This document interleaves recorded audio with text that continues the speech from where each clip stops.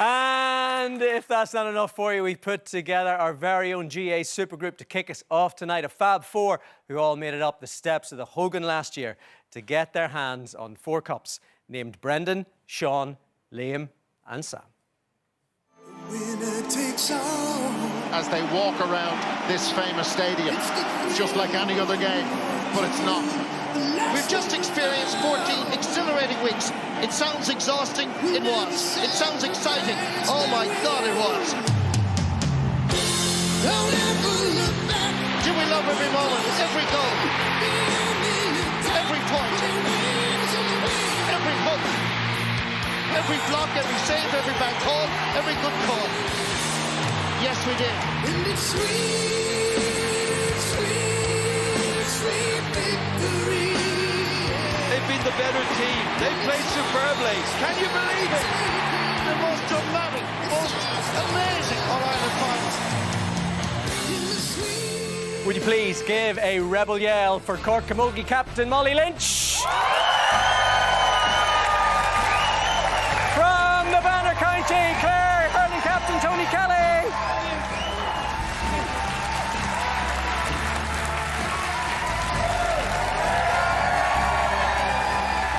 From the Kingdom, Kerry ladies football captain Niamh Carmody.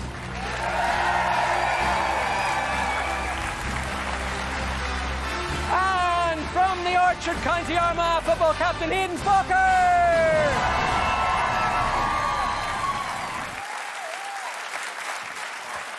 There you go, guys.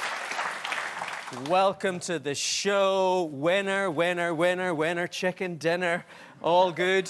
Who should we start with? Niamh. Now, in Kerry, it's not often you got to wait on a football trophy. Tell us, how long did it take for the Brendan Martin Cup to get back to the Kingdom? 31 years. It was a fantastic year for us. Surpassed all expectations really today. We'd come so close to 2 years previously, losing to Meath in 22. I suppose it was our first encounter with an All-Ireland final. It's so completely different to any other game you play. It just whetted the appetite to come back in 23, and to lose to Dublin was absolutely heartbreaking. Something I'd say that still sticks with all of us players. But yeah, we got together last year and put in another hard winter, and I think the main thing was just keeping everyone together. And yeah. And you got the job done. And you led the charge. You scored the opening point in the final. We got a little bit of footage of you here doing your stuff. There you are. What was that feeling like? Opening the scoring, All-Ireland final? Relief, I suppose. It was just nice to get on the scoreboard. Like any forward, I suppose, it's great to get on the scoreboard early as well. It's a bit of confidence for the rest of the game. So yeah, just delighted to be able to contribute. Now, you're living back in Kerry. Do you miss the 4-hour round-trip commute from Cork for the training last year? Slightly. You missed the banter with the girls in the car. There was a good shot of us above in Cork, and driving down to Bruston in the depths of winter, 4 of us, you know, you'd put on the tunes and you'd have the good fun going down in the car with them. But no, I probably won't miss it too much. Ladies football is massively on the rise over the past few years. I mean, what difference has that made to your career?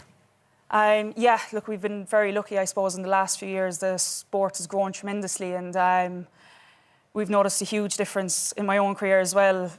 From starting back in 2017 and 2018, there wasn't too many in the crowds. You'd just be kind of depending on your family showing up and supporting you. But we kind of often reference it within our own group. The quarter-final against Meath in 23, I think, down in Austin Stack Park, where the place was just jointed inside there, like the stand was full, and to look out at that as a player from when we started was just amazing. And hopefully the sport keeps growing.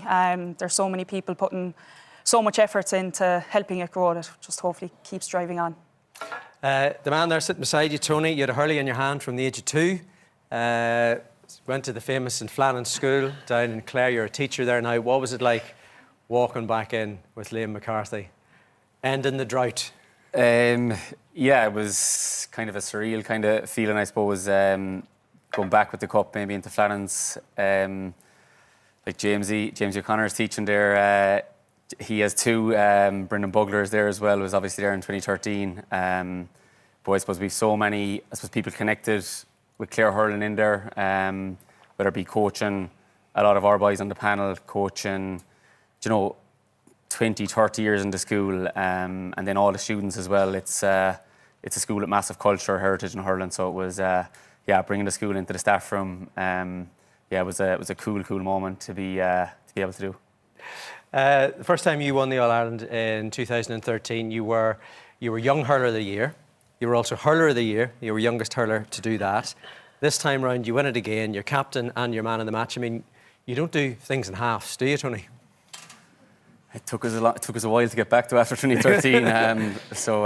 We'd want to have done something. We got back there, but look, I suppose when you're so young, you're probably we didn't know any different in 2013. We probably come off big underage success from minor to 21, and when you probably win so young, you're probably thinking that this is going to happen year on year. But obviously, it didn't. It took us quite a while to actually get back to Croke Park. 2018 was the first time we got back there since 2013. So it was a 5-year gap, and probably find it difficult maybe when we got back there to get over that semi-final hurdle. But I suppose this year we persevered the last 2 years getting there, and this year we got over the line. And I suppose we didn't talk about pressure all year of that semi-final, but I suppose when you do win it, it was a big win, and it did, I suppose, take whatever pressure maybe was there from the group, and then it probably allowed us to play our best game of the year in the All-Ireland. I mean, look, we got to talk about that game. I mean, like, people are saying the greatest game of hurling of all time. I mean, did it feel like that whenever Cork were coming for you as an extra time? Not really. I think when you're playing the game, you kind of don't. You don't take notice to what's going on around you. Really, it's kind of you're just kind of the next ball or whatever. So you're not really going, geez, there's 50 minutes on the clock. Geez, this is a brilliant game now. You're kind of just being like, there's 50 minutes gone here now. We need a score, But like, I've watched the game back. Every pub or establishment you went into from July to Christmas, the match was on. It's on a loop, is it? It's on a loop in there. Yeah. But here's you doing your stuff. There you go. We've watched it a few times since, but I don't know. I think playing it, you don't think it's that good. Watching it back, obviously the end of it is brilliant when you win, but I don't know. I think there's probably been better games that I've seen. I think when you're playing a game, it's hard to know whether it's the greatest game ever or what. We're just happy that it was a win for us on the day. Well, what's your one abiding memory from that game? Actually playing it, or the day, or actually in that game? Is it a blur? It's not really a blur. I think my abiding memory is when we were point up, maybe in normal time. You kind of have that sense, we have it, and then you don't have it 20 seconds later. And I think that going into half time, just seeing, we had bodies everywhere. I suppose my abiding memory is we went in after actually full time, and we have two brilliant physios, but we had a stats man rubbing out lads, the psychologist was rubbing out lads. I wouldn't be surprised if someone's mother was inside in the dressing room rubbing out lads at half time, but I think that's my abiding memory, just kind of getting 15 lads ready to go out again for the extra time, and we've a few new physios in Clare after it. Can I just say congratulations to you, Molly Lynch, as a Cork woman, actually sitting here so calmly listening to the story of how Cork got beat in the hurling final. For you, you watched Anna Carey raise the cup in 2014. What was it like? I suppose never did I think 10 years later it would be me. I would have been 12, 13 watching Anna that time. I suppose it's a dream. Every child that goes up playing camogie wants to climb the steps and lift the cup, so to get it is an absolute dream come true. I mean, you're Cork captain at 22. I mean, that just leading them out. They were reigning champions, but your first time as captain. Was that a wee bit of extra pressure? No, not really. I suppose there's a great group of leaders there, so nothing really changed. But it's great in Cork. We do it a bit differently to everywhere else. It goes off the team that wins the county. So we were really lucky in 2023. SARS, my club, won the county. So I got nominated by SARS to be the captain. So a great honour, when you're representing your club like that. So made it kind of extra special. We have a wee clip of you here. There you are, raising the cup there. You're a two-time All-Ireland winner. You're also a four-time Puck Fada winner. Are we going to see you back in the Cooley Mountains going for 5 in a row? That's the plan anyway. Yeah. The Puck Fada is great. It's something so different to your traditional, I suppose, camogie, going out playing with 14 other girls on the pitch. They put so much work into it up there. I think this year they would have really struggled to get it going with after the floods.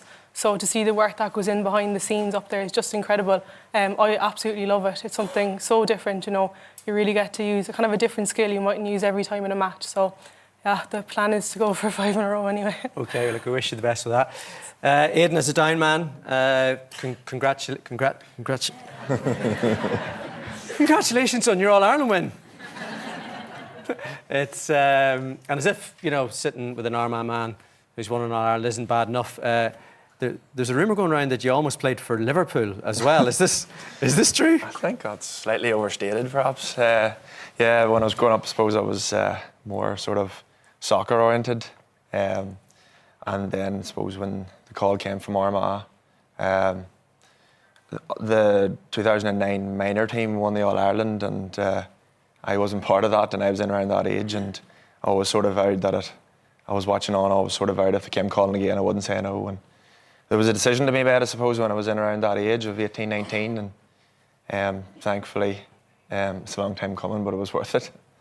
To be fair, now you've had a lot of tough days in Ulster over the years. You know, you lost 2 finals and penalties, and a tight final as well. I mean, was there any point where you thought you weren't going to get across the line? Thanks for you can tell the truth now.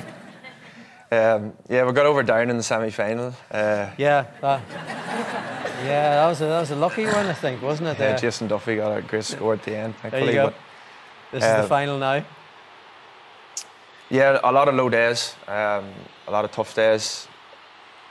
But like there was a lot of years, a lot of barn years for sure, that we weren't even in finals. You know, 2 years ago we were in the Ulster final and we were a kick a ball away from it, and it went to penalties, and you know, we were on the wrong side of it, and yes, that stung, that hurt for sure. But this year's one, we were right there again, and we talked before about, you know, not letting it pass us by and so on.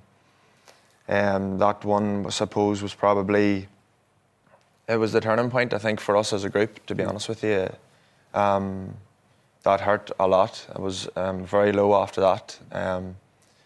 As low as you can get in sport, I suppose, compared to real life. But well, you know, sport is highs and lows, and you know, you're talking about the lows there. But you know, to get the cup from the new GAA president, former Armagh player Jarlath Burns, what was that like?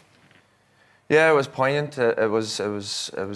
People might say it was maybe meant to be the way it all worked out, and I have my own memories of that, and being there sharing it with my family, and being able to walk up the steps and see them there and lift the cup. You know, it was everything that we all dreamed of growing up, playing for our county and playing and winning with our county. You've seen it in your mind's eye for many, many years, and there's a lot of people who go through their career and don't get that day, so I was determined to embrace it, and it was everything I wanted it to be and more, and I think nothing could have prepared you for what came after as well. Well, look, we're delighted that you've come in. What do we think the chances are of Cork, Clare, Kerry and Armagh doing it again this year? Hopefully. Hopefully? Yeah, no, it'll be great, I suppose. It's always hard to do back-to-back, so tough year ahead, but hopefully. There's a bit of a steel in that man's eye there. He's thinking about it. He's definitely thinking about it. This is where we just talk everything down and... yeah, exactly, but, yeah. Sure, we're just, We're not even training to the minute, Paddy, yeah? We're not. Look, thanks so much for coming in. Best of luck to all of you for this year's championship. Give it up one more time for Molly Lynch, for Tony Kelly, Niamh Carmody and Aidan Falker.